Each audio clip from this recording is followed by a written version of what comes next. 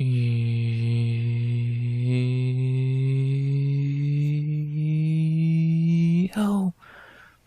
yo, RX back with another breakdown of UFC Vegas 111 or 111 Bonfim versus Brown. We back with another breakdown of another night in the Apex that is hopefully better than last week's. I think that's almost a foregone conclusion, but for a card that I think is kind of getting a lot of hate when it doesn't deserve it. Do I think the card's perfect? Far from, of course not. But I think this card's terrible? No. I think it has taken some hits during the week, and we'll talk about that in a minute.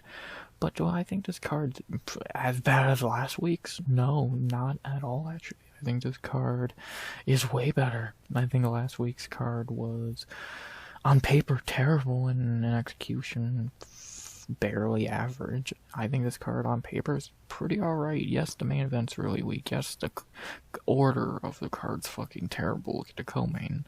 The worst fight on the card's the co-main event. Let's have it sink in. But, I don't think this card's bad, and I think it's getting a lot of unwarranted hate for being solid. There's some fun fights on this card if you know your shit. As bad as the main event is, it's still probably a decent fight. I'm looking forward to this card. I think on paper it's better than last week's was. I think in execution it will probably be better.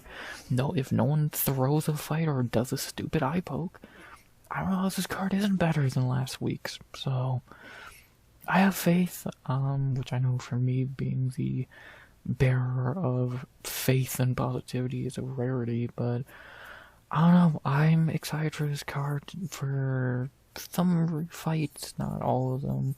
And I think it could be fun. I don't know, is it the best card ever? No.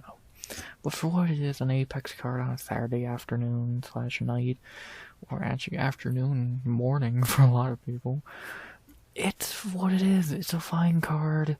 There's some good on it if you know your shit, and I think it could be really fun. So, I don't know. Maybe I'm just being extremely wishful thinking, but I think the card's fun, and I think there's some good fights on it.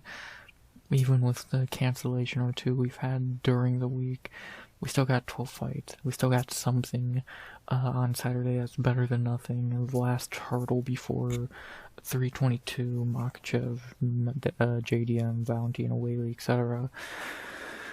I'm looking forward to it. I think it's a fine card, and let's see what happens. If it sucks, then it's an Apex card. Who cares? If it's good, good. We want these to be good. We don't shit on them because we want them to suck. So, and I'm not even gonna shit on this card. I think, again, this is a terrible main event, and this is a pathetic co-main. But the rest of the card's good, and I'm excited. So, I'll have some faith going into it. I still think the card's getting a lot of hate for no reason, and I'm excited. So, I don't know. Great poster for whatever that's worth. Let's see what happens. So, UFC Vegas 111. I'm gonna give some hope and faith, and let's see what happens. So, with that being said, I don't think there's anything really left to say. Trying to think, is there anything else I want to add? Nah, I think the only thing left to say is normal YouTube bullshit, which is, of course, please like, comment, and subscribe. Turn subs to go by the end of 2025. We only got 5 more cards left this year, not counting this one. It's only, not counting this one would be only 4. So let's see if we hit 200 before the clock strikes 2026. If not, then the goal for 2026 will be 200. So no big deal either way. I'm excited, and for the rest of this year, and let's see what happens. If you're watching, liking, subscribing, whatever, I love you, thank you, and I hope you enjoy. So I'll stop rambling. I think I've said everything I wanted to say. card I'm gonna be more nice to than a lot of people instead of YouTube bullshit. I think it's time to get into some fights, shall we? 12 fights from the Apex for the 111th time. Let's get into it. You ready? I know I am. So let's stop rambling and just do it. It should not be an hour and 50 minutes like last week's videos, I hope. UFC Vegas 111 breakdown. Let's get into it. Before we do, we'll talk about the elephant in the room. We did lose Adrian Yanez from the card during the week. That sucks. But hopefully they give him a fight ASAP. I would hope for next week's card, but it's unlikely, so maybe one of the 2 December cards. Sucks. Apparently he declined the fight. I don't know if it's for sure or not. Either way, hopefully we get Adrian Yanez back ASAP. Christian Cornelione is doing what he does, and that's not fighting.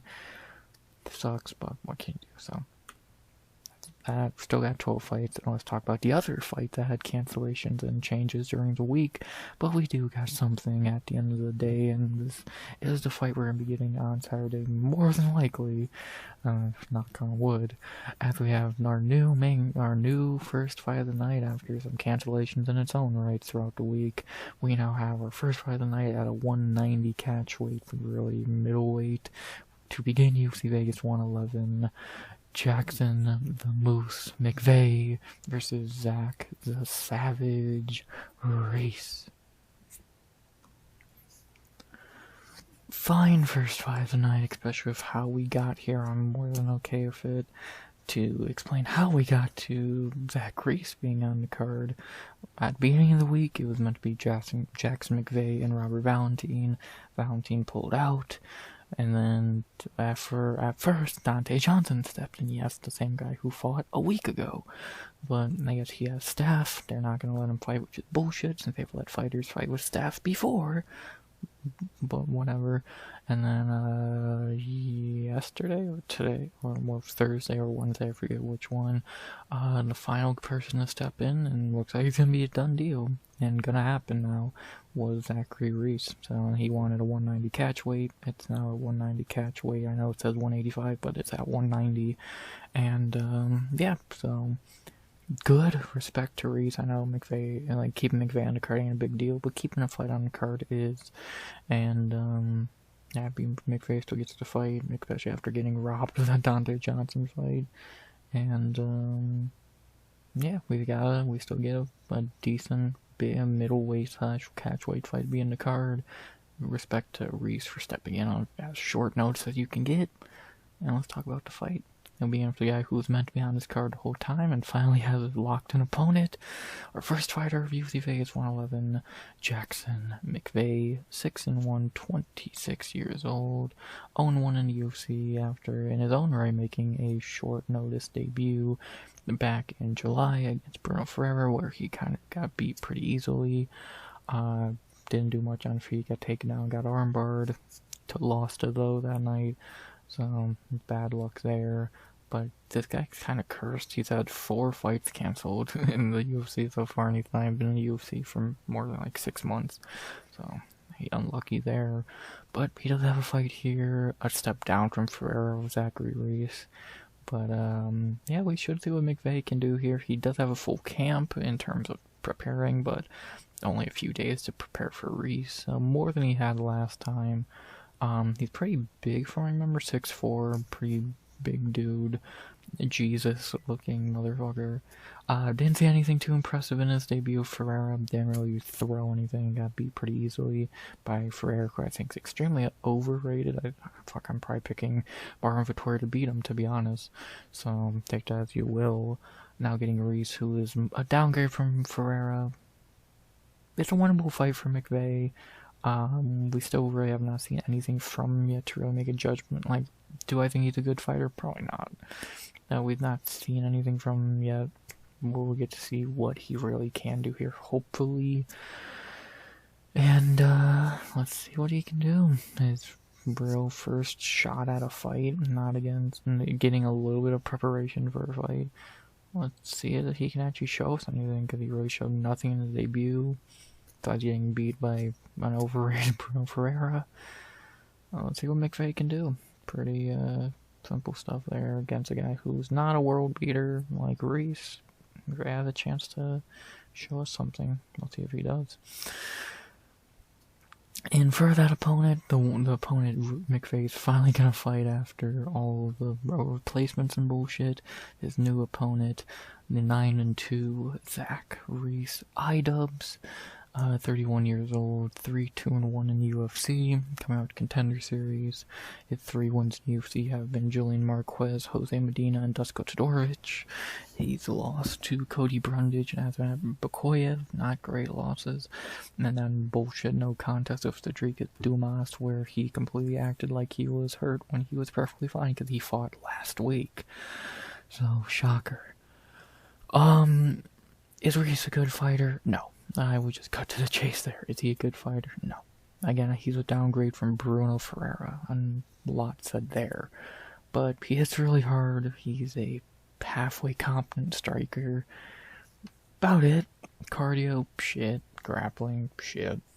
But he's a competent striker. He can throw up a submission if you give him the chance. And outside of that, he kind of just hits really hard. Another big dude, another 6'4" guy. So, yeah, not really a lot to his game. I'll tell you, just hitting really hard, not really the most skilled or technical, never really seems to throw a kick, can't really have, and bad cardio, not great grappling, not a great chin. He's pretty much just a heavy hitter, not much to it. See what he can do here, needing a win. I guess not necessarily, but a win wouldn't hurt here.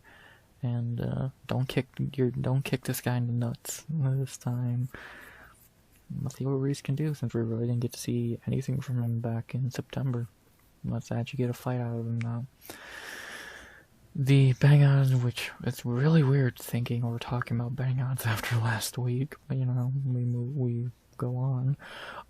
The bang odds first fight I know are on Tapology, but I saw him earlier. Zach Reese is opening, or is minus 400, which are like plus 300 or whatever, which I think's a little much. Yes, he should win, but minus 400 on 72-hour notice or whatever?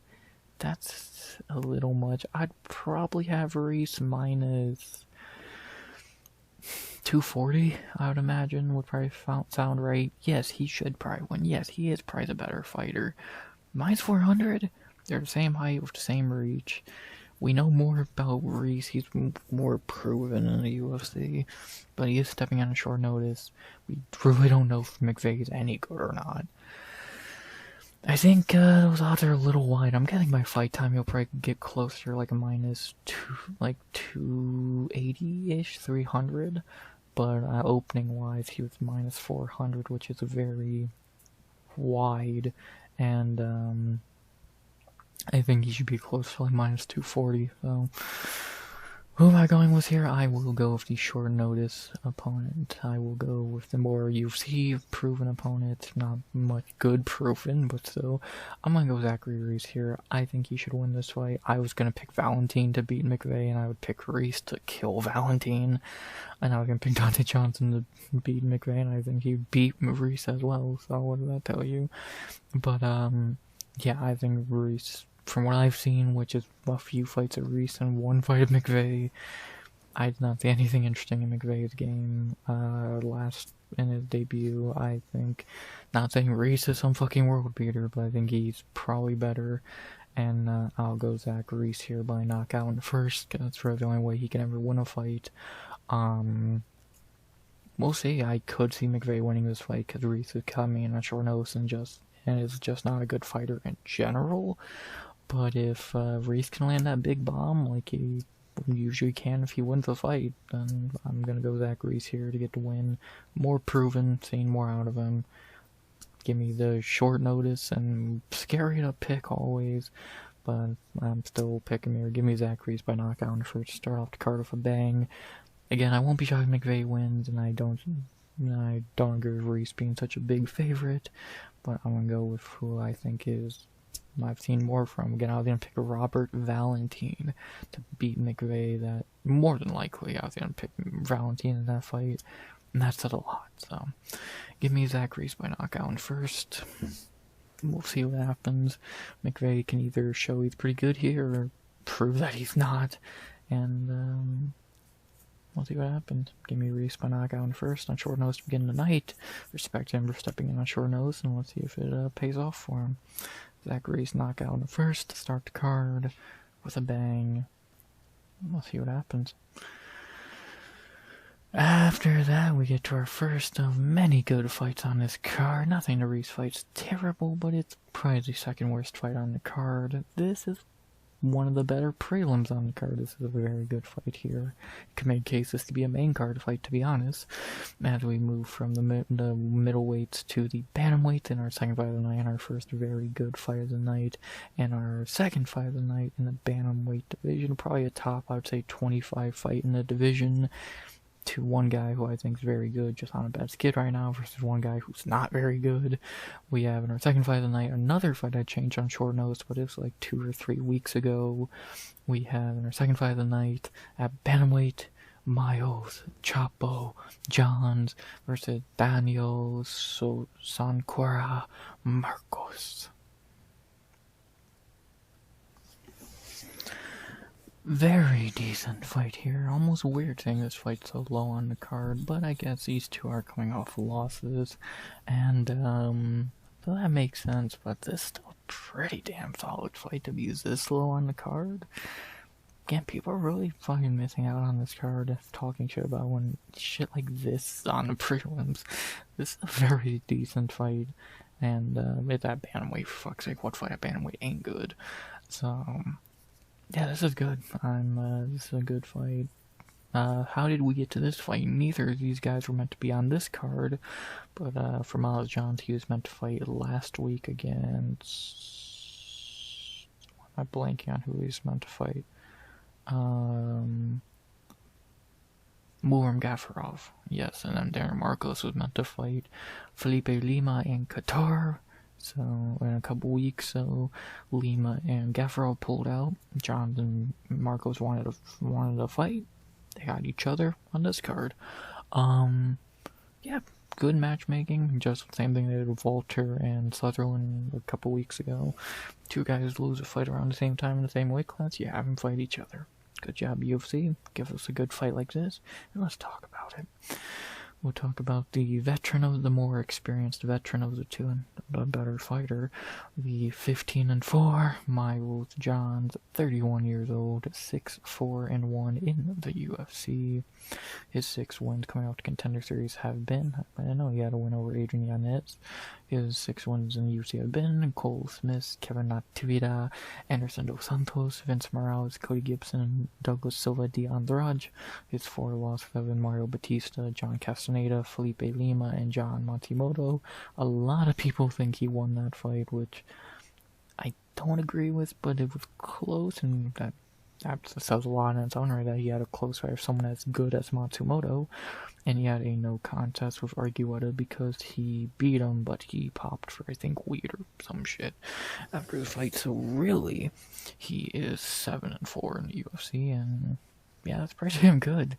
Miles Johns is a very good fighter. I think he's just a little bit unlucky that he's in bantamweight. I think he has a lot of skills, but I just don't think he has enough to beat the higher echelon guys. He's a top 25, 20 guy in the division, and look at some of his wins. Like, he got win over Douglas Silva de Andrade, which is a good win. Cody Gibson, that's an alright win.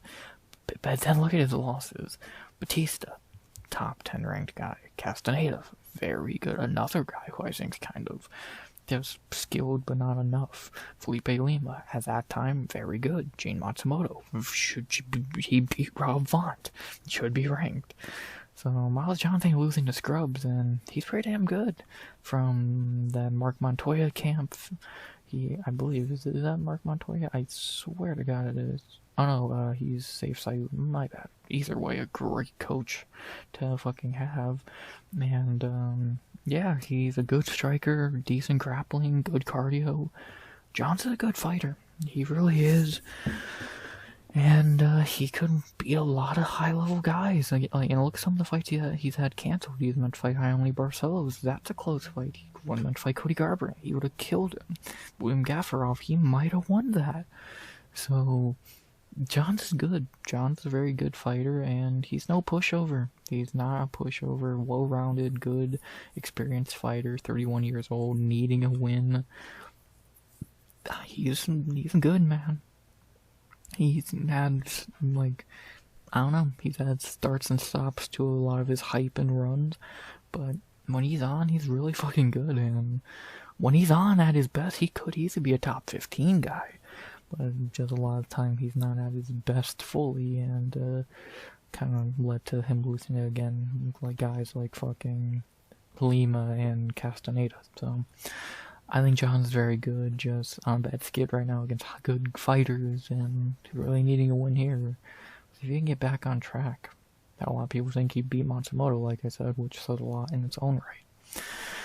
To get back on track, though, he has to beat the recently fraud-checked in his last fight, Peruvian Daniel Marcos, 17-1, 32 years old, 4-1-1 in the UFC.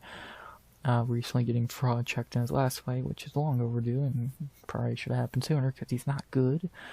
Coming out to Contender Series, his wins in UFC have been Simon Oliveira and John Castaneda for sure. A lot of people don't think he beat Davey Grant, and I think the Adrian Yanez fight was very close. He could easily be 2-3-1 in the UFC right now. Obviously, he lost to Monto Jackson in his last fight, which did not age amazingly a couple weeks ago. And he had a no contest for Ricci line because he hit him in the nuts and he quit like Cedricus Dumas. So, great. Yeah, Marcos is not good. I think first of all, he's Peruvian, which no offense. But they're not good fighters, at least that I've seen. Kevin Borjas, him, a few others. They've not really done a lot. So, that's why there was another one. So, I'm sorry, but I'm being honest. Then you add in that he's just not fucking good. Again, like, all the big name guys he's fought, he's probably lost to. Outside John Castaneda, who's not that big of a name, he's just a really decent fighter. So I'll give you that win. But most people think he lost to Davey. Yanez was super debatable. And he lost to Montel. So every legit fighter he's fought, he's lost to. Now he's going in there on short notice from Miles Johns. When again, Marco's coming off getting fraud checked and he's not that good to begin with. Good luck. I just don't think anything Marcos. I think he's pretty shit.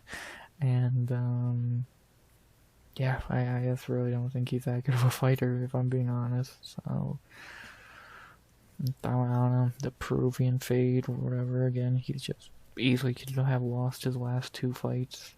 He's just not that good. He had a padded record, and he's been exposed. He's not that good, and let's see if he can beat a very experienced fighter who is good in Miles Johns. Time will tell. The Bang Out's first fighter not on Tapology again. The rest of the card is, don't worry. But I believe Daniel Marcos is like minus 220, I believe, 230, which I think is insane. I get if you want to have Marcos the favorite, but he should only be like minus 130, 140. There's no case for him being anything higher than that.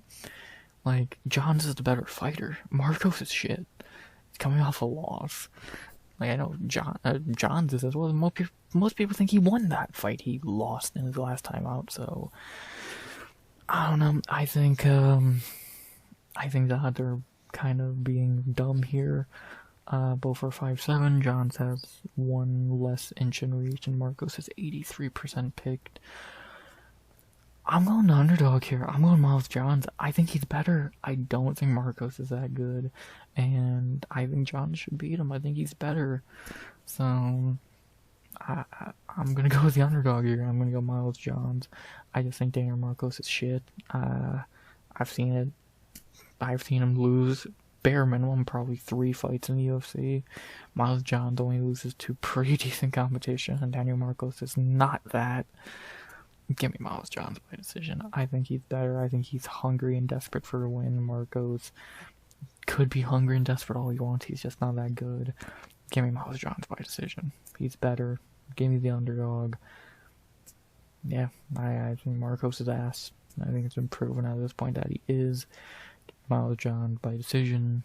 First underdog pick of the night, not the last one. Give me Chapo. Could Marcos win this fight? Of course. He could fluke out a win like he has in the past.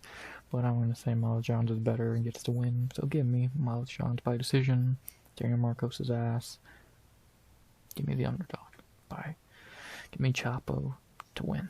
On the scorecards where Marcos has won too many times in bullshit fashion. Johns by decision. First underdog of the night. There you go. After that, we get to our first of two female fights of the card, and both are in top 15s of their respective divisions, beginning with the lighter of the two weight classes and the lower ranked of the two fighters in said fight. We have in our third fight of the night, our first of two female fights tonight, and both again are in the top 15. As we have here, I believe number 13 versus 15 or 14 versus 15, something along those lines. And our third fight of the night, in the bottom of the top 15, a strawweight, we have the tiny tornado, Tisha Pennington versus Denise D. Gomes. Decent fight here. Bottom of the top 15. Veteran versus fighter trying to grow in their career, climb the rankings. This is a good fight. Again, never hurts to see top 15 ranks on the card. Strawweight needs anything they can get right now. Good fight. Not really sure what else to say. Well, let's talk about it, Gameru. It's a good top 15 fight. That strawweight veteran versus prospect. Let's get into it. We'll begin with the veteran of the two, but I believe Tisha's the lower ranked, but maybe I'm wrong. But we'll get with wherever Topology has first. The veteran of the two, the 15-7, Tisha Pennington, 36 years old, 11-7 in the UFC. Even though a lot of people would say she should be on a 7-fight winning streak right now, because most people think she won this fight. I think she won this fight. So, probably should be on a big winning streak right now, but bad luck. Some of her notable wins in the UFC have been Angela Hill, Beck Rawlings, Michelle Watterson, Sam Hughes, Angela Hill again, Carla Esparza, and Luana Pinheiro in her last fight. So, I guess the main thing I can think of with Tisha is she still got it. She's still a pretty decent fighter. Like, she took those 2 years off to have a kid and all that, and she came back and looked pretty damn good against Ricci. Probably should have got that nod in that fight. And before the fight, most people think she beat Mackenzie Dern. So, give her these two decisions, she would be on a 4, 5, 6, 7 fight winning streak. So, and she couldn't beat Carla and Pinheiro, and forgettable, but good wins, and now she's right back in the top 15, and she still looks pretty damn good. Like, for being 36, her hands are still pretty quick, her grappling's still decent, she's not that bad. For 36, she's still got a lot left in the tank, it would seem. So, like, I'm impressed to see how much she still has after a long layoff, and arguably being on a fucking 7-fight winning streak. So, yeah, she's no joke. She's not going to be an easy fight for Denise or anyone else in this division. She still has a lot left in the tank, and, yeah, Tisha, 36, still winning fights. She still got it. She's no joke. Darren, I need to really put up a fight to beat her. We'll see if the opponent here can do that. That opponent being the much younger and less experienced opponent, Denise Gomes, 11-3, 25 years old. Birthday in December, so she'll be 26 by the end of the year. 5-2 in UFC, coming out to Contender Series. Her 5 wins have been Bruna Brazil, Yasmin Haragi, Eduardo Mora, Carolina Kowalkiewicz, and Elise Reed. Her 2 losses have been Luma Luke Bume and Angela Hill. Gomes is decent. She hits really damn hard. Maybe the hardest hitter in the strawweight division. 3 knockout wins. Her last fight was brutality against Elisa Reed. She's the one who beat Eduardo Mora up to flyweight. She's decent. Gomes is decent. Only losses Luma and Angie, who are very decent still. For Angie and Luma, it's very good in her own right. Denise is not bad. Does she have flaws in her game? It would definitely seem so. But she had bombs in her hands. She's a decent striker. Got fine cardio. Grappling is passable. Not amazing, but passable. She's not bad. She's really not that bad. She's still young. She's still learning on the job. Already in the top 15. She's not bad. Is she gonna be a champion or anything? No. But she can give us some highlights, more knockout. She out of the last couple years of strawweight knockouts, I guarantee you 90% of them go to Denise Gomes. And yeah, she's no joke. She's a good fighter, decently well-rounded, I guess. Gonna be a good one here. Gonna be a good one. Big fight in the bottom of the top 15. Let's see who leaves with the higher ranking. It's gonna be interesting. I'm very intrigued in this fight. The betting odds for this fight have Denise Gomes minus 225 to plus 170.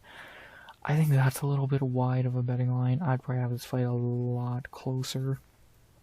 I would almost probably have it a pick 'em, to be honest. I guess Gomes could probably be like minus 130, minus 135.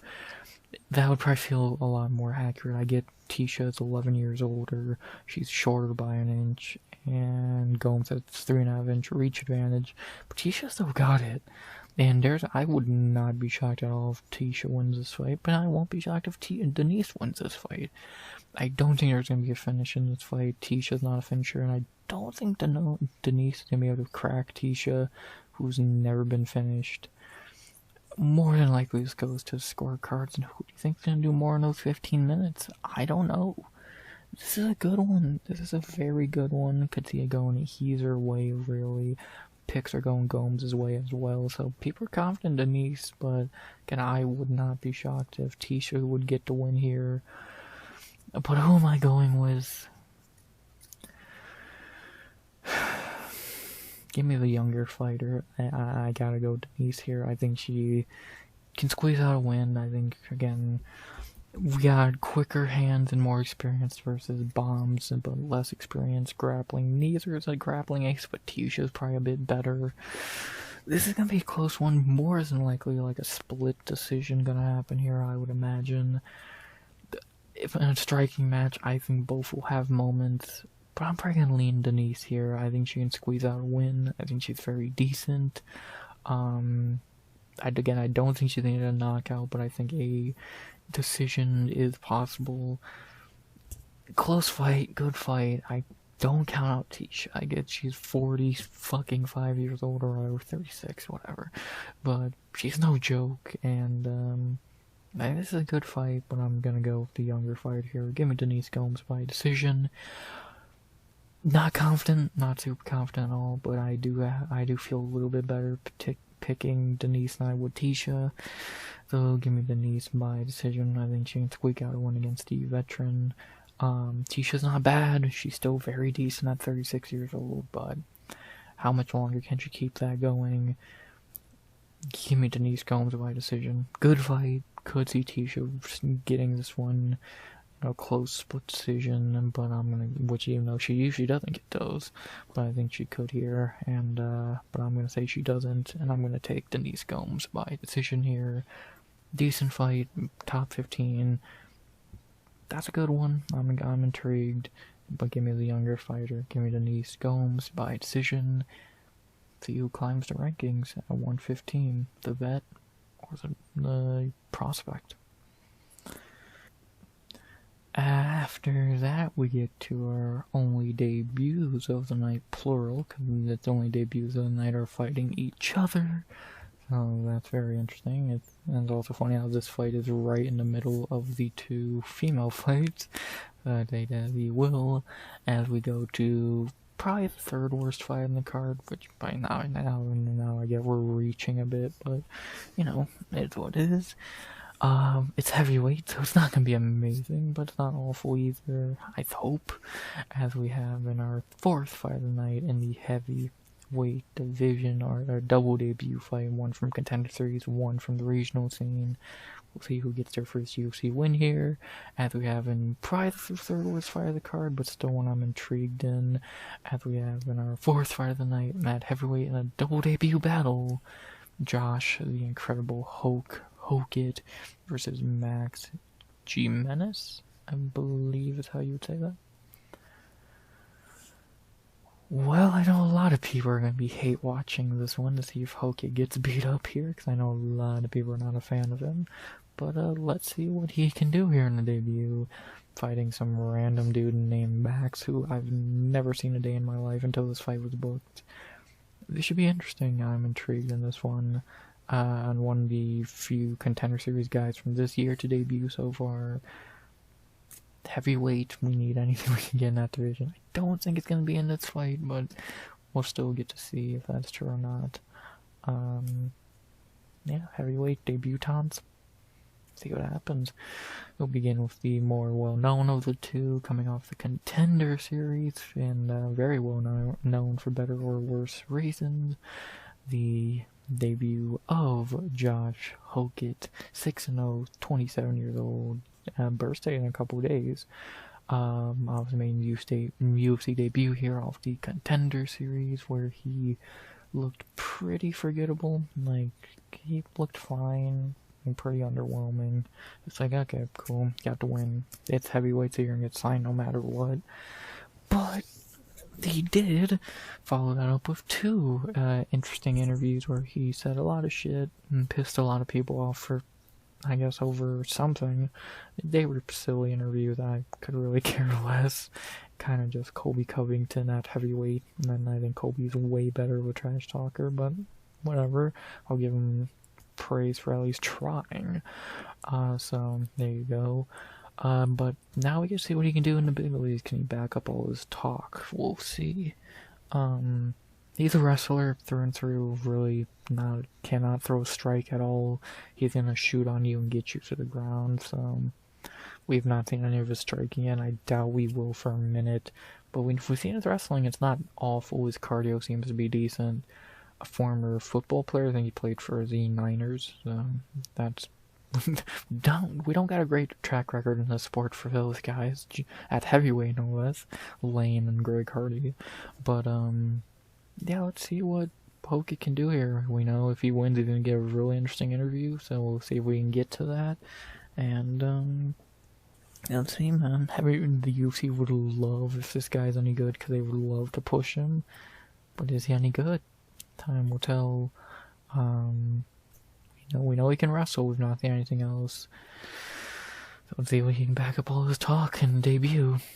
One of the few, I think the third guy to debut from Contender Series this year, right after Susar Kayev and Cam Ralston, unless I'm forgetting someone. See what he can do. Against fellow debutant, not from Contender Series, just from the regional scene, the Brazilian Max Jimenez, 6-1, 32 years old, birthday a day after mine, sweet. Making the UFC debut here, coming off of Shogun fights, or wherever the fuck that is.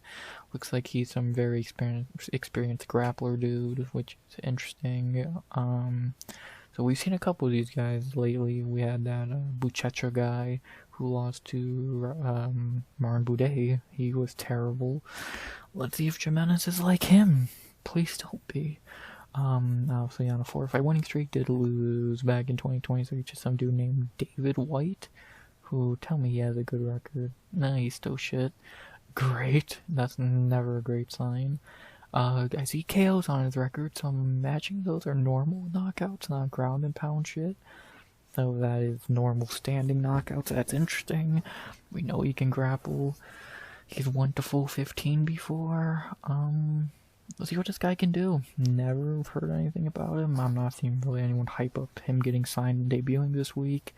So let's see what he can do here. A lot of people are going to be cheering for him to beat up Hokit. I could give a fuck. if he does or doesn't beat up Hokit. I just want to see if this guy's any good.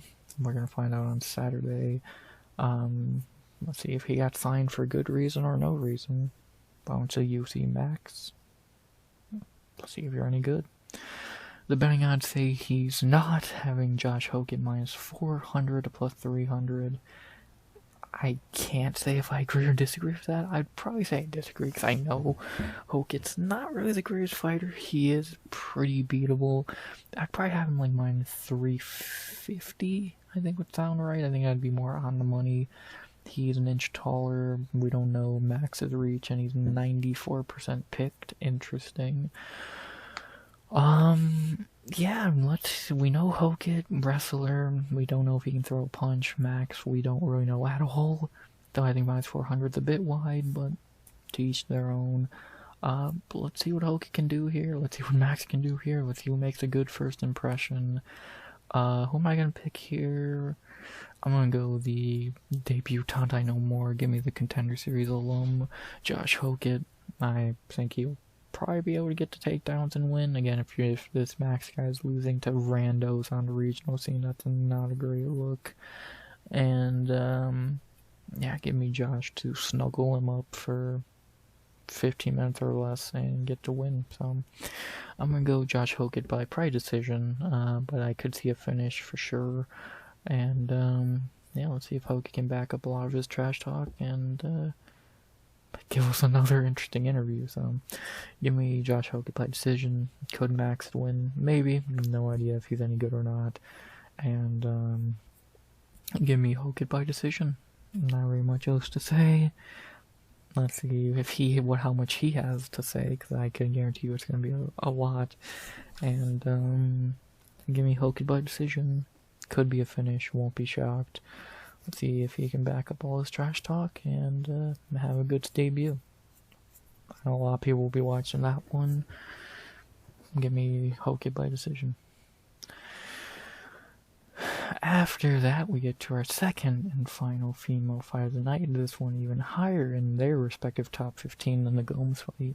This time going to the top 10 of women's bantamweight for an interesting fight that will either get a former title challenger their first win in a while, or continue to build the best prospect they have in the division, as we have in our fifth fight of the night in the top 10 of women's bantamweight, striker versus grappler, the oldest matchup in the book. We have an interesting one at women's bantamweight, which is rare to say, but when there's a good prospect in the fight, let's see it. As we have in our fifth fight of the night, our final female fight of the night, this time up in a women's bantamweight top 10, Shitara Mayra Bueno Silva versus the Nightmare Jacqueline Cavalcanti. Fine fight here. I know a lot of people could probably give a fuck about this fight. Myra's on a losing streak, and most people don't know Cavalcanti, which is a problem here, that a lot of people don't know Cavalcanti, even though she is very damn good. This is the oldest matchup in the book, striker versus grappler, so that'll be interesting. Yeah, I don't think this is a difficult fight to predict, so I probably won't waste too much time on it. So, but it's still a top 10 fight in the division, and we get to see one of the only good things in that division back, and hopefully get more talk about her over time, because she's really fucking good. So, they should be interesting.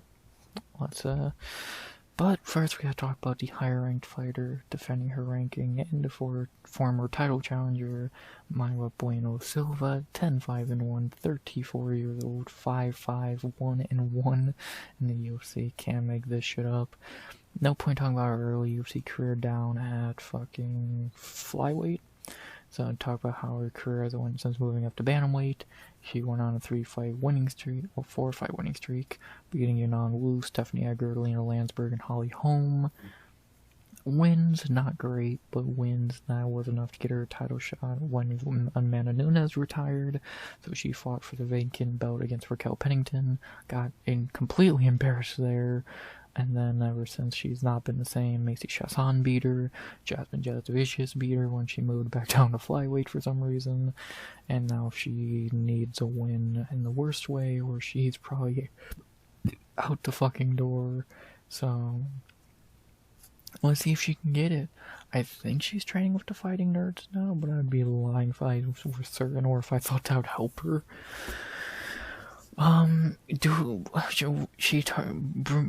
Silva needs to just improve, but over time she just hasn't. I don't think she's gonna start now. She can't strike. Her cardio is shit. Her takedowns are not phenomenal. She needs to get you to the ground and fucking submit you. If she can't, she's going to mentally quit and gas. And that's what she did against Rocky. That's what she did against Jazz DeVicious. If she can't get an easy sub on you, she's gonna mentally quit and gas. Pressure, damage, breaks Mayra Bueno Silva, and it has gotten her to being on a 3-fight losing streak, and a loss here would probably get her cut after fighting for the belt a year and a half ago. So it's crazy, but that's just the way it is. She hasn't improved. She got a really luck of the draw set of fights that got her an easy title shot, and she blew it. Now she's on death's door, so we'll see if she's improved striking or cardio or mentality at all. Back at women's bantamweight, time will tell. Time will tell if Bueno. It could easily be her last fight in the UFC if she were to take an L here. See what happens. If she needs a win in a worse way, let's see if she can get it. Man, she's gonna need to really have improved to get that win, because she'll be fighting the very good and very underrated Portugalian, is that what they're called? Jacqueline Cavalcanti, 9-1, 28 years old, 4-0 in UFC. Her 4 wins in UFC so far have been Zara Farron, Josie Nunez, Nora Cornell, and Julia Avila. Cavalcanti's really fucking good. I know her wins are shit. Her best win is Nora Cornell, I'll agree. But she's very decent. She really gives off, I guess you would say, Jermaine Duranmi vibes. Very good kickboxer, very long and lengthy for the weight class. She's not in her 30s, which is rare for this weight class. I think she can be something in this division. I truly do. Do I think she's going to be champ? Right. Maybe. Because by the time she gets up to the belt, Kayla's going to be gone. Nunez is already gone and was only fighting one time. She would beat Pena and Bennington. I could see it, man. If we were going to see her takedown defense again here, which I believe we've seen it a few times and it looked alright. It is easily the best fighter and grappler she's fought. So we'll see if she can stop takedowns and win here. I think she's going to be able to. And I think she should be getting a lot of talk in this division. She's good. And especially, again, if we're talking about Jacqueline Cavalcanti in 3-4 years, either a champion or a former champion, or fighting for the belt, I would not be shocked at all. She's good. I really think she's something interesting in this division. And I think people should start looking at her. I think the whole division should probably start talking about her, because a win here, she'd be getting up to fighting your Aldanas, your fucking Penningtons, and all that. She's good. I think people really need to start putting more eyes on her, and we'll see if she can earn more this week. I think we could really be talking about something interesting here in this division, because Jacqueline Cavalcanti is pretty damn good from what we've seen so far against bad fighters, but still wins in a division that needs anything they can get. I think Cavalcanti could be it. Time will tell, though. Time will tell. Gonna need a win this week, and it seems like the betting odds agree that she will, having her minus 250 to plus 205. I think she should be a bigger favorite.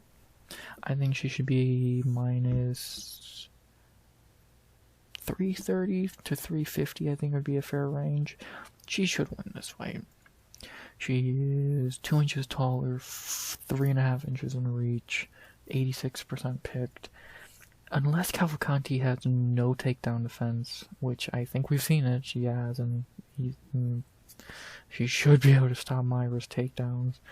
Cavalcanti should easily win this fight and just piece Mayra up at will on the feet for 15 minutes. I'm going with Jacqueline Cavalcanti as my lock of the night by decision, which I don't love calling her a lock of the night, but I think she's the best option, and she should win. Again, if she can keep this standing or even end up on top in some scrambles like Pennington did, like Jasmine did, she will easily win this fight. Mayra has worse striking, worse cardio, worse mentality. Jacqueline should easily win this fight. I'm going Jacqueline Cavalcanti by decision here. I think she's just much better, and she's gonna be my lock of the night. Give me Cavalcanti by decision. Again, I think in a couple years, if we're talking about her as a top fighter in division, a former champ or a champ, I would not be shocked. She's good. If she can stop a takedown, she's gonna be scary in this division. Still doesn't think she would beat Kayla, but she probably won't even have to fight her. And time will tell. First, she gotta win Saturday, and I think she will. So give me Jacqueline Cavalcanti, my lock of the night by decision. Could Myra win? Yes. If she could somehow find a way to get her down and win, sure. Do I think she will? No. And yeah, I guess the real question: do you think Cavalcanti could actually get a finish? Maybe, but I doubt it. Give me Jacqueline Cavalcanti by decision, my lock of the night. Think she's gonna get it done. I think she's better. I think she could be something special in that division. Give me Jacqueline Cavalcanti by decision. After that, we get to our co-main event of the prelims. The fight that was moved down from the main card for some reason, even though, to be honest, it's the second best fight on the card and should be the co-main event if we're being on. Maybe the best fight on the card, and it should be the co-main if we're being honest. UFC is fucking stupid. As we have in our co-main event in the prelims, a banger in the bantamweight division between two guys who probably should be ranked, especially over guys like Font and Cejudo. But again, the UFC is stupid. Some of these two are unranked, but it's still a great fight, and I don't know why it's on the prelims. Should be the co-main event. I just put out my short from fixing the card order. Go check that out. As we have in our co-main event in the prelims, the maybe best fight on the card, and getting disrespected like always. I guess it is a co-main event just of the prelims, not of the card in general. As we have in the co-main event of the prelims, a banger, a bantamweight, maybe the best fight on the card.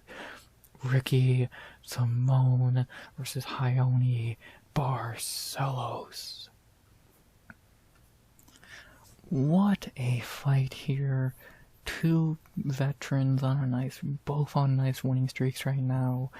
Raoni winning 3 in a row, Ricky winning 2 in a row. But after going bad losing streaks, both came back on winning streaks, looking good. This, again, probably the best fight on the card. Complete 50-50 fight. Should be the co-main, maybe even the main event. How these two are not ranked, I don't know. This is a great fight. I can't wait to talk about it and watch it. More importantly, I'm breaking it down to kind of a bitch to do. But, it's gonna be fun. This is a great fight. I can't do it justice. You should already know this is a great fight. Let's just talk about it. We'll be in with Ricky Simone here, 22-6, 33 years old. I guess he's gonna be the red corner for this fight. Ricky Simone in the UFC is 10-5. His notable wins have been Merab, Montel Jackson, Ronnie Yaya, Ray Borg, Brian Kelleher, Rafael Sunsao, Jack Shore, and Javid Bashra. And I guess he did beat Cameron Smotherman in his last fight, but that was not really a top win for him. His losses in the UFC, though: Uriah Faber, Rob Font, Song Yordong, Mario Batista, Vinicius Oliveira. Outside of Rob Font, how could he be mad at any of those losses? Like, Jesus Christ. Simone only loses to the top of the top, and yeah, Jesus, like Song, Batista, Oliveira. Like, could he get a shorter end of the stick if he tried? I truly don't think so. So, yeah, fucking crazy. But he has bounced back with a brutal knockout of Javid Bashra, and then a nice little win over Cameron Smotherman, back to a winning streak at 33 years old. He still got it. He's still very good. He's well-rounded, good striking. He actually has knockout power, which was crazy to see. Good cardio. He's well-rounded. He's really good. What else can you really say? He's, trust me, Bantamweight wasn't so stacked, he would easily be a top 15 guy, and he still probably should be in the top 15. Again, look at the guys he's lost to get kicked out of the top 15. He's good. What else can I say? I can't do Ricky Simone justice. He's a well-rounded, great fighter still, even after taking some L's. And back on a winning streak, looking good. What can you even say? And then for his opponent, kind of the same thing. Very good fighter who got on a losing streak and then is now back on a roll. The veteran, the old man, Raoni Barcelos, 20-5, 38 years old, 9-4 in the UFC. His wins in the UFC have been Kurt Halava, Chris Gutierrez, Carlos Houchin, no idea who that is, Saeed Nurmagomedov, Khalil Taha, Trevin Jones, Christian Quinones, Payne Talbot, and Cody Garbrandt. His losses have been Timur Valiev, Victor Henry, Umar Nurmagomedov, and Kyler Phillips. Another guy who has beat mainly everyone he's fought outside of a few pretty decent names like Kyler and Timur when he was really good. Henry, that's not aged phenomenally, but it happens, and we don't talk about that. Best wins, obviously Gutierrez and Saeed back in the day have aged great. Payne Talbot, crazy how that's aging. He's gonna be in the top 15 by the end of the year. Just beat Cody Garbrandt. Raoni's good. He might be 38 at bantamweight, but he's still damn good. Another guy who's super well-rounded. Good striking, good cardio, good fight IQ. Like, it's pretty much Simone and... What would you say about Simone and Ricky? Or Simone and Raoni? They're both good strikers. They're both good, not great grapplers. They both can grapple. They both got good cardio. They're both very smart, good fighters. Experience. This is a great fight. What can I tell you about it? Yeah, this is a good one. Raoni on a 3-fight winning streak, trying to get number 4, trying to get in the top 15 for I believe what would be the first time. He's good. He's really fucking good. 38 years old, still got plenty left in the tank. What can you say? He's still really fucking good. The bangouts for his fight I think are a little wide, having Ricky Simone minus 175 plus 145. I think this should be a pick'em. I think you could go either way with this. Like, I guess Simone could be a tiny favorite, but I think should be closer to a pick'em. Simone is an inch shorter and has 2 inches in reach and is 72% picked as of right now. This is a great fight. Both well-rounded, both good, top 15 level guys. This is a phenomenal fight. Like, who is better where on the feet? I think both guys are good. Maybe Raoni's a bit better in striking. I think Ricky's a bit better on the ground. Cardio, both are good. Power, probably Simone, but neither guy's really been a finisher in their UFC careers. This is a good one. This is a very good fight. 50-50. And I'm going to pick... I gotta pick this fight again. This is maybe the hardest fight to predict on the card. Give me... do I go the old man who knows how to win, or the younger guy who knows how to win? I gotta lean Ricky Simone. If I have to make a pick, which I hate to have to do, but if I have to, I'm gonna lean Ricky Simone here. I think he can squeak out a win with his wrestling. I think he has a little more power. Give me Ricky. I hate picking at either of these guys right now since both are on great rolls, and I think either guy could win this fight. 50-50. I think a lot of people get this one wrong, to be honest. But I'm gonna lean with Ricky. I think he can squeak out the win here. And give me Ricky Simone. I think it's a good fight. I could easily see Raoni winning because he's just really fucking good. But I'm gonna go Ricky Simone by decision here. I think he's gonna be able to squeak it out, be a little bit better, probably steal a round or two of takedowns, and get the win. Give me in what should be the co-main of the card and maybe the best fight on it. Give me Ricky Simone by decision. I hate to have to pick against Raoni. I think both are very good. But if I have to make a pick here, give me Ricky Simone by decision. Great fight. Either guy could win. It should be a top 15 fight. But I'm gonna go Ricky by decision. Give me the younger guy. What a fight. I can keep praising it forever, but we got many more fights to talk about, so give me Ricky Simone by decision and a banger. Speaking of bangers, after that we end the prelims with such bangers, because obviously if this guy's in the fight, you know it's gonna be fun. As we have in our featured prelim at featherweight, a very good fight here, and it's good to see a very fun fighter back after getting finished in his last fight, but he didn't take that much damage, so he's back pretty quickly. As we have in our featured prelim in the featherweight division, a very fun fight, because again, this guy's in it, you know it's going to be fun. As we have to end the prelims in featherweight for a very good fight between two very good unranked fighters. As we have a banger to end the prelims between Jamal Pretty Boy Emmers versus Hurricane Hyder Amil. Fun fight here. Always a fun one to see. If Hyder Amil's in the fight, that man's never been in a bad fight, so it's good to see him back. And Jamal Emmers is criminally underrated, very decent fighter there. Really good featured prelim, and I feel like I've said that about most fights on this card, that they're very decent. So, kind of proves my point of how decent this card actually is, but whatever. We'll just continue to talk about good fights on this card. This being one of them, featured prelim, very good. I believe that Hyder's stepping on a not short nose, but short enough nose. I think Emmers was, yeah, this was going to be Emmers and Austin Bashi. Bashi pulled on he gets a harder fight than Emmers and Amil. Go to make good featured prelim. Let's talk about it. We'll begin with the more UFC experienced of the two. The veteran Jamal Emmers, 21-8, 36 years old, 4-4 in the UFC. His 4 wins have been Vince Cachiro, Kushain Ashkabov, remember that fraud, Dennis Bazukia, and Gabriel Miranda. His 4 losses have been Giga Chikadze, Pat Sabatini, Jack Jenkins, and Nate Landwehr. Another guy who has only lost to very good competition. One his worst loss is Jack Jenkins and Pat Sabatini, and a lot of people think he won that Jenkins fight.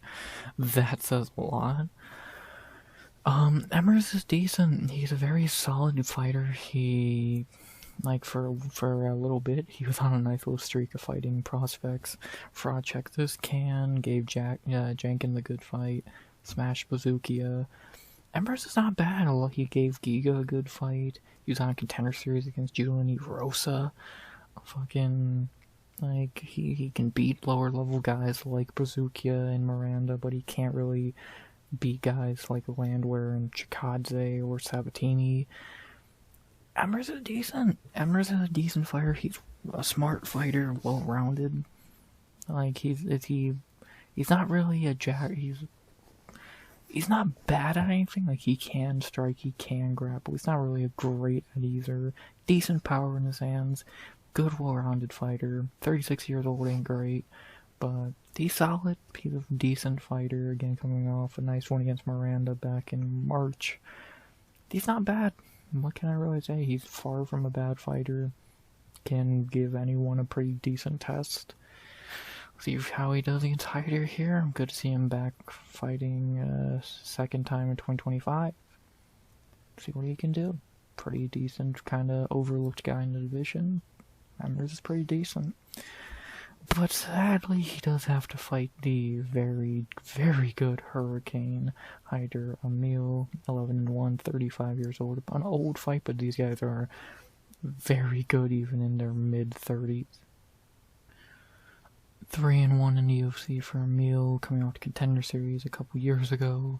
In its first 3 UFC fights, he ran through Frankie Garcia, Jiang Li, and he beat William Gomez. And then in his last fight, he got clipped and finished by Jose Delgado, which that's aging more than fine, so not a big deal there. Amil's good. Hyder Amil is very decent. He's a fun fighter. His cardio is... he doesn't quit. His chin's good. I know Delgado knocked him out, but that's Jose Delgado. Amil has good power, good striking. He's down for war. That Jiang Li fight was phenomenal. He's good. Amil's very solid. What can I say? He's a very good fighter. He's down for a brawl. He, I believe, trains with the Diaz brothers, or he's from that scrap pack or whatever. He's good. What can I really say? He's a brawler. He's not gonna back out of a firefight. Either you're going down or he is. Very good fight. What else can I really say? He's entertainment personified. Good to see him back. Let's see what he gives us this time in the Apex. The odds for his fight are not a pick'em anymore. I think Hyder has jumped out to a -140 favorite, which I think is fair. I'd probably have a meal like -150, 160. He should be the favorite here. He's 1 inch shorter and 4 inches less in reach, but he is getting picked 83%. Yeah, I can't disagree with that. I'm gonna go Hyder here. I think he will be able to win this fight and probably break Emmers at some point in this fight. Emmers is good though. I could see him being able to get the win here by just being the smarter fighter of the two. But I don't think that usually doesn't work against Hyder Emil. So I'm gonna go Hyder Emil to get the win here by just breaking Emmers. But I would not be shocked if Emmers wins, so I'm gonna go Hyder Emil by knockout, and I think the second feels right. I think it's gonna be an interesting one, that when Emil turns it on and turns into a firefight, I think Emmers is gonna drown and go down, so I'm gonna go Hyder Emil by knockout in the second. I think he should win. I think he's better than Emmers a little bit, but I don't think Emmers is a pushover, and I won't be shocked if he pulled off the win here. But I'm gonna say he probably does. He doesn't. I won't say probably, but I would say he doesn't. And I'm gonna go Hyder Emil by knockout in the second. Very good fight here. Very good fight in the prelims. Always good to see Hyder Emil back because he's entertainment. And I'm gonna go Hyder by knockout in the second. Not a lock, but you never know. Emmers could squeak out a win here. But I'm gonna go Hyder Emil by knockout in the second. Should be a banger. Someone's probably getting finished. And it's gonna be fun. Hyder, probably the fight of the night, knowing Hyder. Either fight of the night or performance bonuses going into that fight, I feel. Gonna be good. I can't wait. Gonna go Hyder Emil by knockout in a second. To end a really good prelims. And there you go, an hour plus later, those are the prelims. They're good. Outside of what the McVeigh fight being a little bit meh, the rest of the prelims are good. Johnson Marcos is great. Pennington and Gomes is interesting. Hokett's debut is interesting. Cavalcanti is interesting. Simone Barcelos is great. Emmers Emil is good. This is a good card, man. Like, this is a good card. Very good prelims. The best fight on the card is probably on the prelims here. I can't wait. Great prelims. And we still got 5 more fights to talk about, ranging between good and this shit. So instead of rambling and going to the hour 50 mark again like last week, let's just get right into the main card, shall we? Prelims are great, but we still have 5 more fights to talk about on the main card, so let's not waste any more time. Let's get to it. So 5 fights, UFC Vegas 111 main card. Already now we're in 10 minutes almost in. Let's dive right in. As we will be beginning the main card in the middleweight division with what looks to be a very, very good fight to begin said main card in the middleweight division between a very good prospect and a guy who people pretend is good when he's not. As we begin the main card of UFC Vegas 111 with a very good fight. Actually, maybe even a little too low on this card, could be a little bit higher. As we have in the main card opener of UFC Vegas 111 at middleweight, a very good fight between Mr. Dumont, Marco Matuto, Tulio versus CLD Christian Leroy Duncan. Very fun fight here. Rare to see them match up prospects at middleweight. At least so-called prospects. CLD has already been exposed for being ass, but that's besides the point.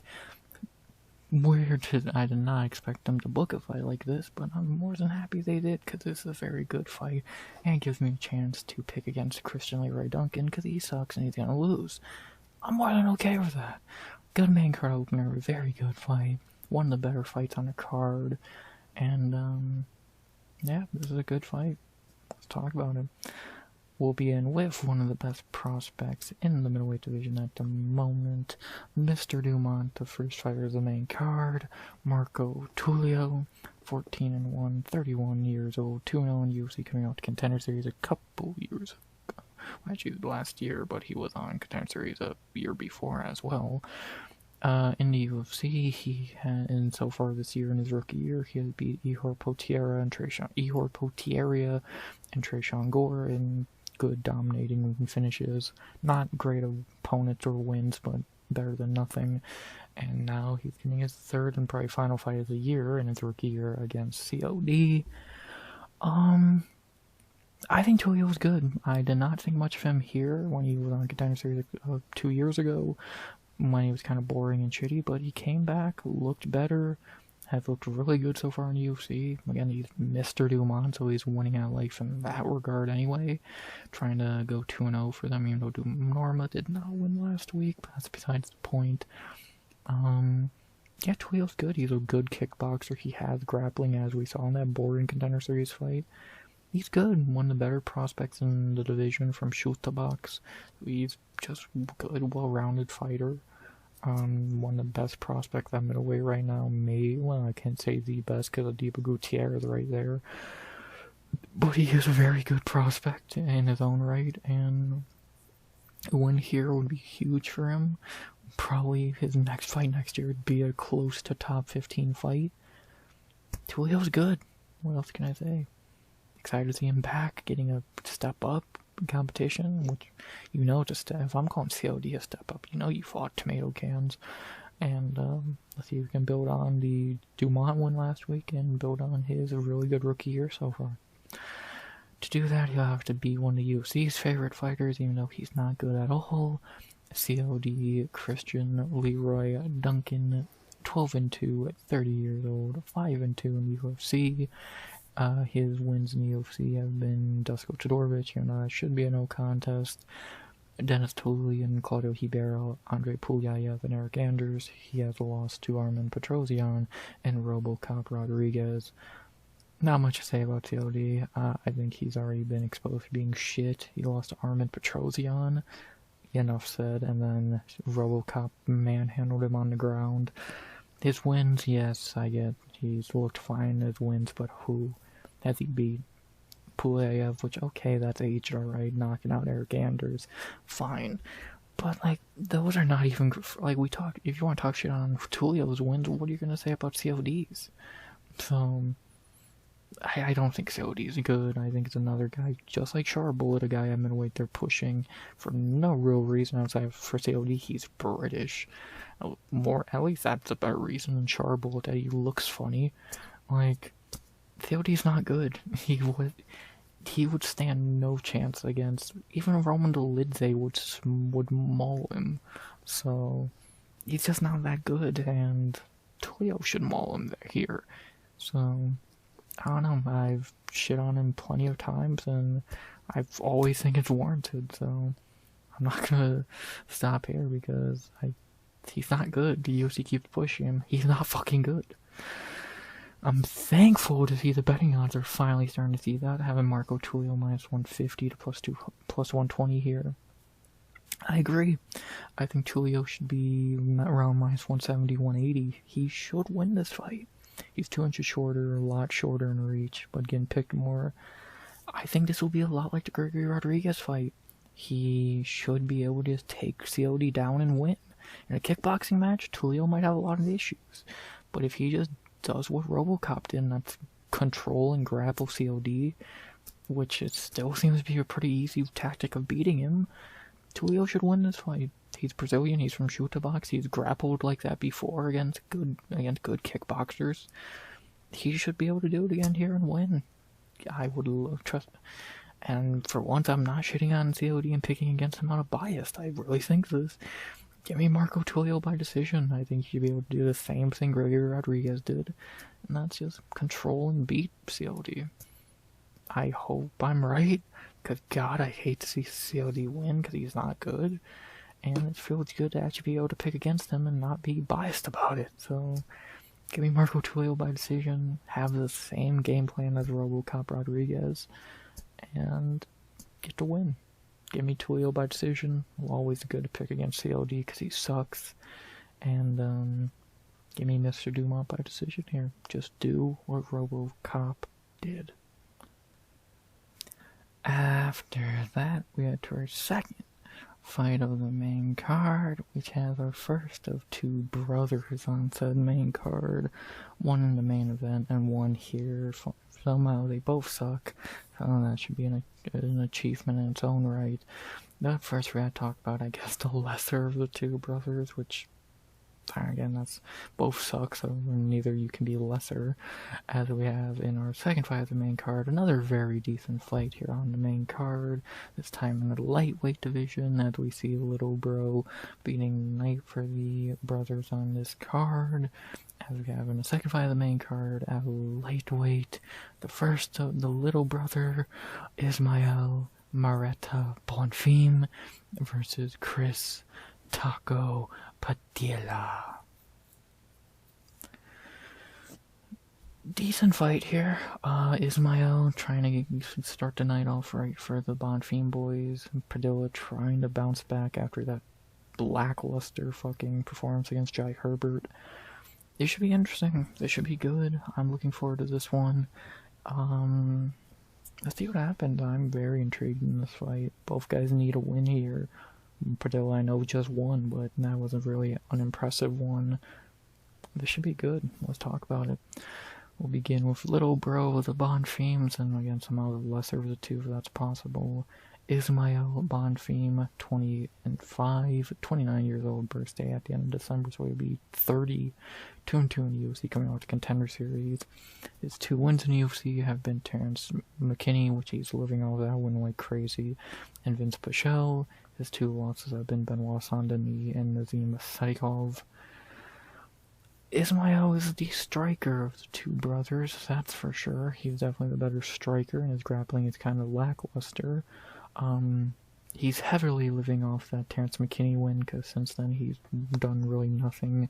Got frauded by Benoit Saint-Denis, looked super unimpressive against Vince Pichel, got beat by Nazim Sadikov back in February. Ismael is just not that great. Cool if you beat McKinney and Pichel, who are not world beaters by any means, and when you fight guys who are halfway competent, you lose. So, what is that meant to tell me? Again, he is the striker of the brothers, and he's not even that great of a striker. He's fine, and his grappling sucks.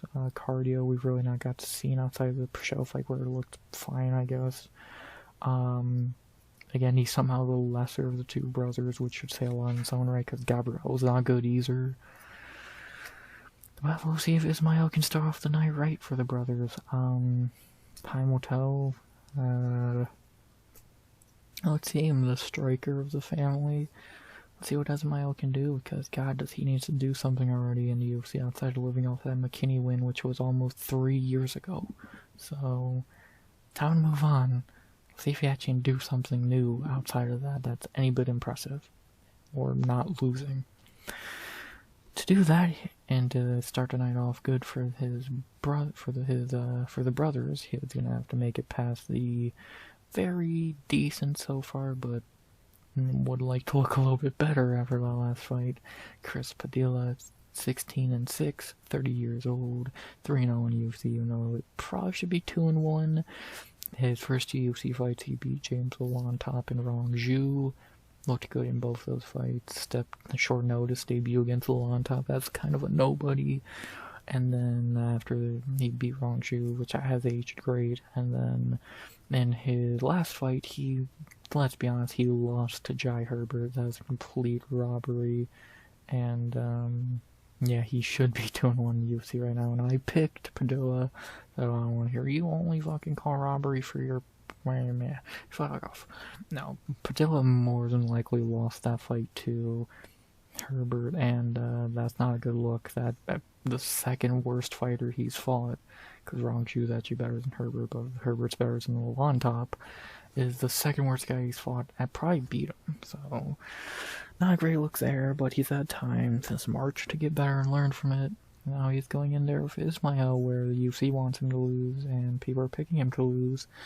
I think the UFC was pushing him for a minute, but after that lackluster Herbert fight, I think they might be trying to give up on him a bit, so we'll see if Eric Andre can get a little bit of his hype back and all that.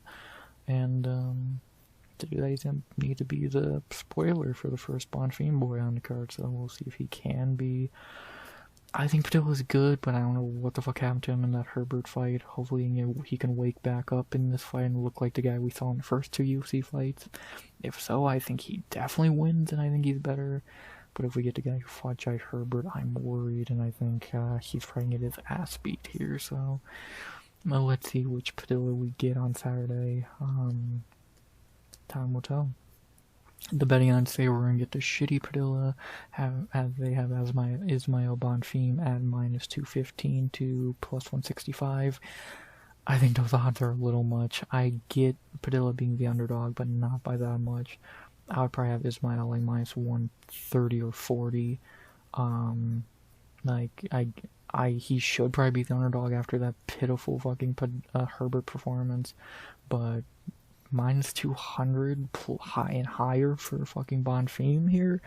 I don't understand that at all.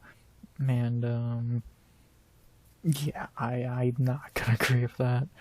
Let's see, they have, so Padilla's an inch taller and 3 inches in reach, and he is picked 55 to 45, so people are leaning with Padilla here. I'm gonna lean here with Padilla too. I think he is better than Bonfim, and if he shows up like the guy we saw in the first two UFC fights. Again, I'll say it right now, if we get the guy we saw against Jai Herbert, yeah, the odds are right, Bonfim's gonna kill him. But if we get the guy who we saw in the first two UFC fights, who's very good, I think he could win this fight. I really do think he's better and can win this fight. And I'm gonna go Chris Padilla here. I think if we get the best version of him in this fight, he's gonna win. I truly do. And Ismail's ass. I think Ismail is not very good. And if we get the best form of Taco, I think he's gonna get the win here. So give me Chris Padilla by decision. I'm praying we get the best version of him here. And if we do, then he should win. If not, then Ismail's gonna win. So should be interesting. Give me Chris Padilla by decision. Hopefully we get the best version of him, and if we do, he should be winning as an underdog and spoiling the first fight of the Bonfim boys tonight. Give me Chris Padilla by decision. Let's see the best version of him and not whoever the fuck showed up against Jai Herbert. After that, we get to our third fight of the main card, and what a banger it is in our featured bout of the main card, as we go from lightweight to welterweight, a very important weight class on this card with the main event at welterweight as well. But first, we gotta get this fight out of the way, and man, this is a great one, as we have in our third fight of the main card at welterweight, a fight that probably has no way of going 15 minutes. A banger between two finishers, and a great featured bout of this card. In the welterweight division, our third fight of the main card, a featured bout, a banger, a finisher battle between Uncle King of Kung Fu, Muslim Salikov versus Euros, the Dr. Medic. What a banger here. Uncle Salikov, who's on a murdering streak right now of knockouts and just good wins, versus Medic, who he knows always in for a great fight. This is a banger. I can't wait for this fight. This is gonna be great. Someone's gonna get finished here. Let's fucking talk about it. Let's begin with everyone's favorite uncle. 22-5. 41 years old, Muslim Salikov, 9-4 in UFC. His wins in UFC have been, I didn't know he beat Melvin Gillard before getting into UFC. Ricky Rainey, Nordi Taliev, Leonardo Starpoli, Zaleski dos Santos, Trinaldo, Andre Fielho, Santiago Ponzinibbio, Kenan Song, and Carlos Leao. His losses have been Alex Garcia, Li Jingliang, Nicholas Dalby, and Randy Brown. He's 41 and still kicking ass. What can I say? On a 3-fight winning streak when his career looked borderline over after losing to Randy Brown, rattling off 3 wins since against Ponzinibbio, which that was not a great performance, but a win, and then just knocking out Kenan Song and Carlos Yao like it was nothing. He still got it. It's such a shame we're never going to see him get to fight Wonder Boy, because that's such a perfect fight, but it's not meant to be, but him and Heroes Medic is a fucking phenomenal fight nonetheless. And Uncle still got it. 41 years old, just coming off knocking out Liao, who looked like a tank at that moment. He's still good. His only losses lately, not counting that random debut loss to whoever the fuck Alex Garcia is. He's lost to Leach back in 2022, who was good at that point. Nicholas Dowley, who is still good, and Randy Brown, who was obviously main eventing. For being 41, he's one of the most active dudes in the division. Salikov is cool. Isn't a fan of Muslim Salikov. He's just fucking cool. He's just cool. He's the old dude who can spin and kick your fucking ass. He's awesome. Who doesn't like Muslim Salikov? He's a powerful old uncle, man. He's good. I can't pick his fights to save my fucking life. With a whopping 3-6 prediction record, and I've got all 3 of his last 3 fights wrong. So maybe I'm the worst person to break down one of his fights, but I don't think many people can get a lot of his fights right either. So I just enjoy him. I don't fucking care. Muslim Salikov is amazing. Who isn't a fan of him? Grandpa knows how to knock someone the fuck out still. And let's see if he can add another head to his fucking mantle this week. Because to do that, he would have to knock out the very good and also very powerful Euros Medic, 11-3, 32 years old, 5-3 in the UFC, another knockout artist. Coming out to Contender Series, his 5 wins in the UFC have been Elon Cruz, Omar Morales, Matthew Summelsberger, Tim Means, and Gilbert Urbina. He has lost to Jalen Turner, Miktabek Orobai, and Punahele Soriano, so he has lost to all pretty decent fighters. When your worst loss is Punahele Soriano, that's not a bad thing. Yeah, Euros Medic is a very fun fighter. Is he gonna ever be a top guy, a champion? No, fuck no. But is he a fun fighter who can beat shit ones and will lose to better ones? Yeah. That's been his UFC career. Put him in there with someone pretty shitty, he'll knock him out and give you a good highlight. Put him in there with someone pretty decent, he's more than likely gonna lose. So that's kind of been the Euros Magic story. He is a talented fighter. He has really good power and striking. Can he grapple? No. Does he have good cardio? No. Is he technical? Not completely. He's there to have a fun fight, and someone's gonna get finished. Either it's gonna be you or him, and usually it's gonna be you. So that's why we like Medic as well. He's fun. He's entertaining. Someone's gonna go out in his fights. I don't think one of his fights have ever went to scorecards in UFC. Nope. Has he ever even won round 3 with Summelsberger? He's good at having a fun fight. He's not great at being like a what would you say, a prospect in a division or anything. So he's fun, he's entertaining, he's powerful. That's why we like Medic. He's not going to be a champion, he's not going to do anything like that, but he's entertaining, and someone's getting finished in his fights. What else can you ask for? What else can you ask from this fight? 2 guys who more times than not are ending a fight in a finish. More time, 9 out of 10 times, I think 10 out of 10 times this fight's gonna end in a finish. Amazing fight, should be in front of a crowd, which you could say for a couple fights on this card. This is a banger. People who are like, oh, I don't watch Apex card, you're gonna miss this. Feel bad, feel stupid for doing that. This is a banger. Bang out to his right, have Euros Medic minus 205 to plus 170. I disagree with that completely. I think this could easily be a pick'em, if not even Salikov the favorite. Like, I don't know how long we're gonna keep counting out Salikov. Yes, he's 41 years old, but he's still one of the, top 25 best welterweights? Like, he's good, and he's not beating shit fighters. Carlos Leal and Kenan Song sucks, but Carlos Leal, who at that time was a juiced up monster, he finished in, 40 seconds? So, Like, Medich is good too. I think this should be a pick'em. This is a great fight. Someone's getting knocked out. 5'11" versus 6'1". Don't love that. 70-71. Not bad there. Salikov's a big pick favorite. This is a great fight. I think this is a phenomenal fight. Someone's getting finished here. And I'm gonna say I gotta go with the scary grandpa. Give me Salikov. I can't keep picking against him. Give me Salikov. I think he can find Medich here and clip him, put him out, but I think Medich could do the same thing to Salikov, so I really don't care who wins this fight. I just want to see someone get knocked out. It's gonna be a banger. But I'm gonna go move some Salikov by knockout in the first. I think I was gonna lean second round, but I think for the first is probably more likely because Medich is just gonna run at him and leave himself open, like Liao did, and I think Salikov is gonna be able to catch him and put him out. Give me Muslim Salikov by knockout in the first. But I could see Medich putting him out as well, like the Leech did a couple years ago. Either way, this is a great fight and someone's getting finished. I don't care who. This is a phenomenal fight. Let's fucking just sit back and enjoy it. Should be a pick'em. I'm gonna go to Scary Uncle on my picks, but I could care less who wins this fight. Just fucking enjoy it.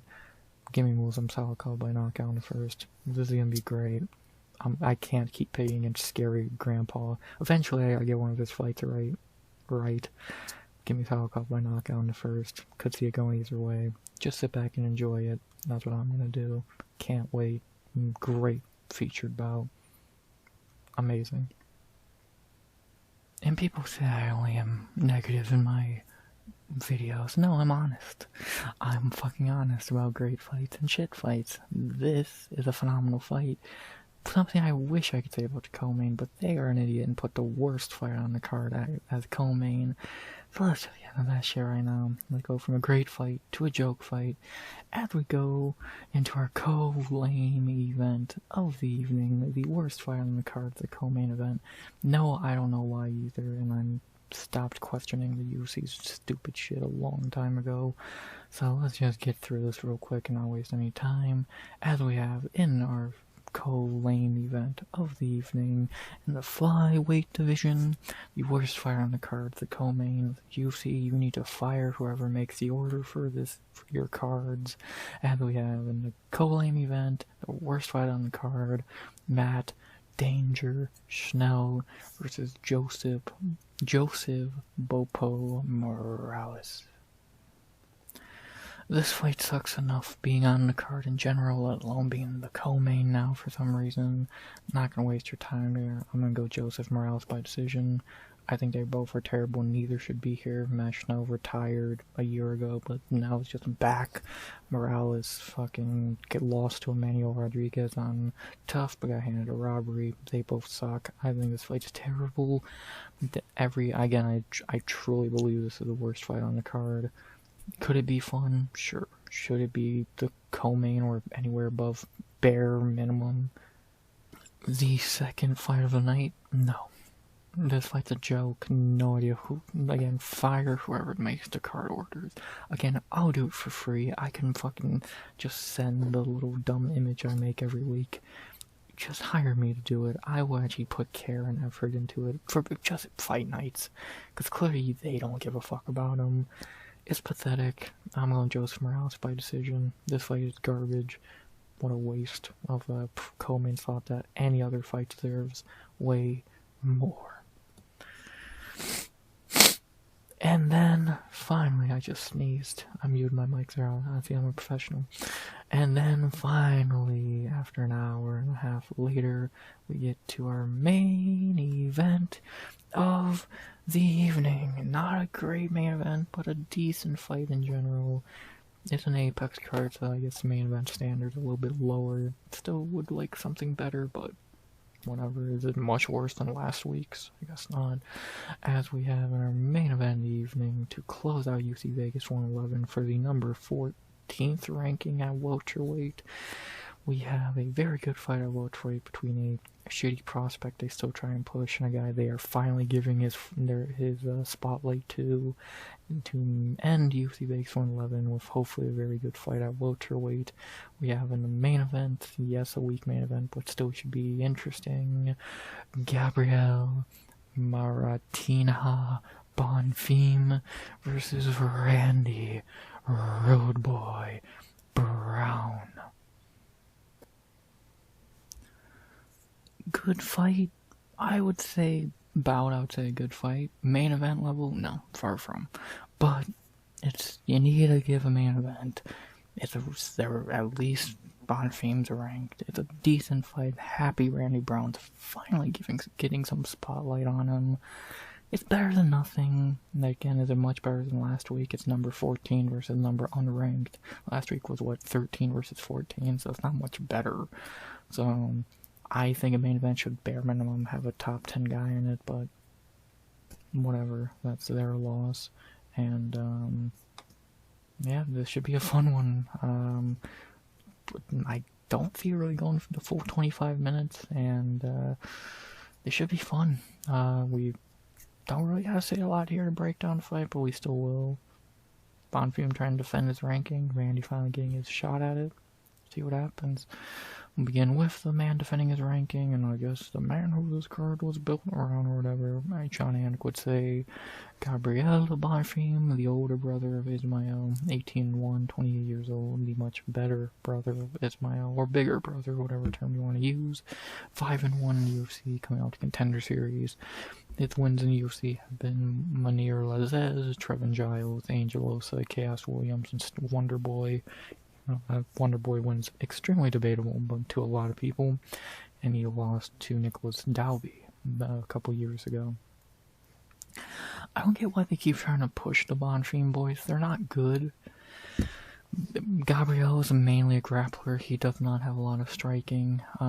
His heart and cardio is not great. Like, again, his two worst performances were against the two oldest dudes he has fought. Like, fucking Nicholas Dalby broke him. Wonder Boy, a lot of people think Wonder Boy got robbed in that fight. Like, Gabriel's just not good. He's just really not a good fighter. Again, he's the grappler of the two, at least a much more grappler. His striking is not as good as his brothers. And, yeah, he's just not very good. Not counting Wonder Boy would be his best win. Chaos Williams, who is not great.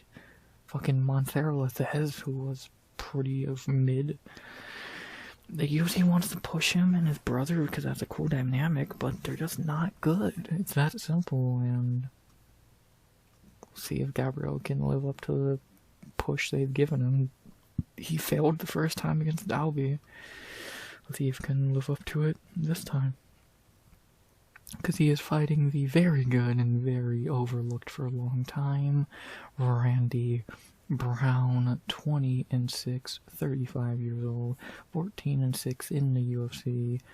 One of the most overlooked guys in the UFC, finally getting his spot and chance to go over some of his best wins in the UFC.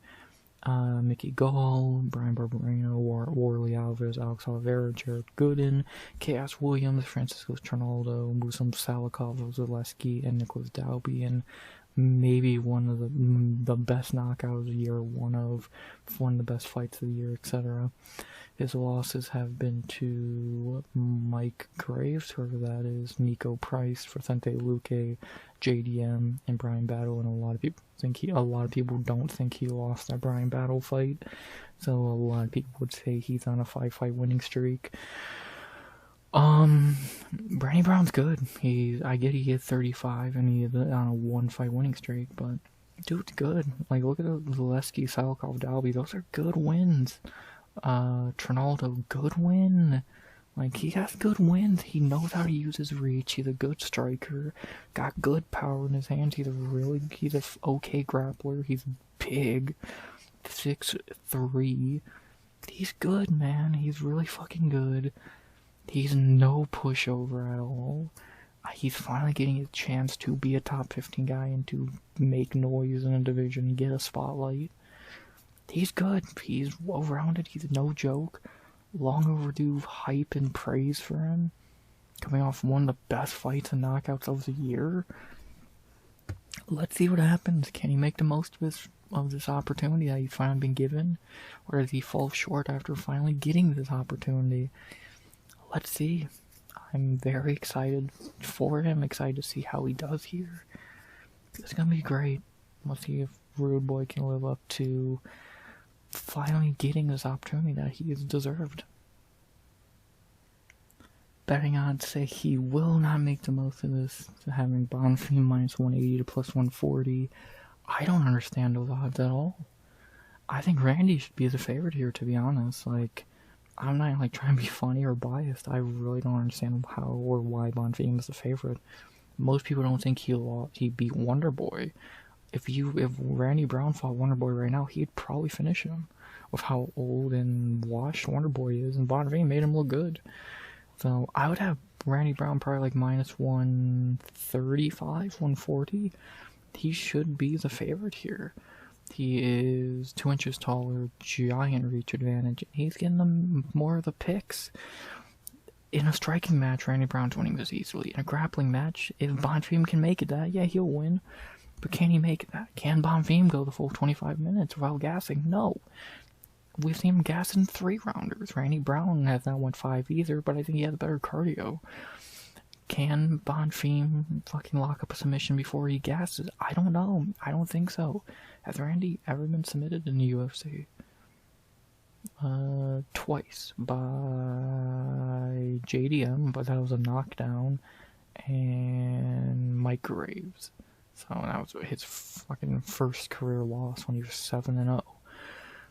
I don't think Bonfim's gonna be able to get him down and fucking beat him. I think Randy will survive early, probably round 1, let Bonfim start to gas and beat him up on the feet and win. I'm going Randy Brown here. He's better. He should win this. I don't know what else I can say.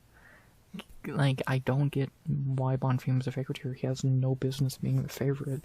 And I'm going Randy Brown for sure. Like, I'm happy the picks are as well. Give me Randy Brown by, I'm going to say knockout in a second. I think round 1 will probably be Bonfim hugging him on the cage and shit. I think round 2 is when Randy's going to wake up and put Bonfim down and out. Give me Randy Brown by knockout in a second. I think he's better. Bonfim's not good. And I think it's Randy Brown's time to shine, get his moment, get his ranking. We've seen Bonfim shatter under pressure like Dalby and even Wonderboy to an extent. Give me Randy Brown by knockout in the second. He's better. He should be the favorite here. He should win. He's better than Bonfim in striking, and I think he can keep it standing. Bonfim could lock up a submission. That's never impossible. I'm gonna say it's not gonna happen, and I'm gonna go Randy Brown by knockout in the second to end UFC Vegas 111 with a bang. And with that being said, the only thing left to say now is boom. That was the card. To go over my picks one more time: Zach Reese by knockout in the first, Miles Johns by decision, Denise Gomes by decision, Josh Hokett by decision, Jacqueline Cavalcanti, my lock of the night, by decision, Ricky Simone by decision, Hyder Emil by knockout in the second, Marco Tulio by decision, Chris Padilla by decision, Muslim Salikov by knockout in the first, Joseph Morales by decision, and Randy Brown by knockout in the second. Bang. I really can't say why so many decisions, because I got, 4 finish predictions here?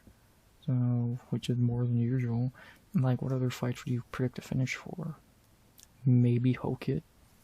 Outside of that, I don't know. Maybe, yeah, probably Hokett and, yeah, probably just Hokett and maybe Morales. So, I'm okay with it, and I actually got, 2, 3, 4 underdog picks, odds-wise. I know picks-wise. Outside of, I think, I think all 4 of those, I think Miles John's the only one not getting picked more, but the other 3 are getting picked, so that's kind of the underdog, but on the odds. So 4 underdogs, 4 finishes, predictions, no submissions. We'll see what happens. I think this is gonna be a very good card. Those were my picks. That's what I think of the card. I think people are gonna be a fool to miss this card. I truly do. And I'm excited. I'm extremely excited for this card. I think outside of the Morales fight, I think this card could be really fun. A lot of bangers, a lot of good fights. Like, how many bad fights can you name out of the ones I just talked about? Morales, maybe if you want to say Pokit, and McVeigh if you want to go all the possible ones. I think the other fights are good. This card's good. I can't wait for it. Better than nothing on a Saturday, and I think this is going to be better than just that normal fucking sentence like last week. That's a nice thing you could really say about last week. I think this card's way better on paper, and it's probably going to be better in execution than last week if no one tries to throw the fight and there's no fucking eye pokes. I think this card's better. I think it's going to be really good. I think it's going to be a fun way to head into the big card next week. I think people are going to be a fool to miss this card, so I'm excited. UFC Vegas 111 should be fun. We're in the final 5 cards of the year. This and then 4 more. Let's enjoy it. I think this card's gonna be better than people think. I'm very excited for it. So we'll see if I was right or wrong in that prediction on Sunday when I do the recap for this. So we'll see if I'm right or wrong. I am there. Stream-wise, Friday, Saturday, and Sunday night, of course. So you'll get plenty of me live, and then I'll have my pick short on Saturday, and then my normal 2 shorts on Monday for this card. So that's what the schedule's looking like. Yeah, 1 hour 45, a little shorter than last week's breakdown. Yeah, I'm excited for this card. I think it's gonna be good, and hope you don't miss it. Or I think it's going to surprise a lot of people, but not me. So, see what happens. I'm excited, and hope you enjoyed the video. Breakdown for it. Not really a whole lot left to say. I'm tired of talking. Hour and 46 minutes. I'm ready to I'm ready to get to these fights. I'm ready to see what happens at the weigh-ins tomorrow. Knock on wood there, and let's see what happens. Let's stop rambling. Let's get to some fights, weigh-ins, all that. And to get there, I gotta say, as always, I hope you enjoyed the video. Please like, comment, subscribe. 200 subs goal by the end of 2025. And unless I'm going to say something which I don't believe I am. I'm trying to think, is there anything else I can add? No, not that I know of. So, that being said, the only thing left to say is, as always, RX out. Good vibes only. And always.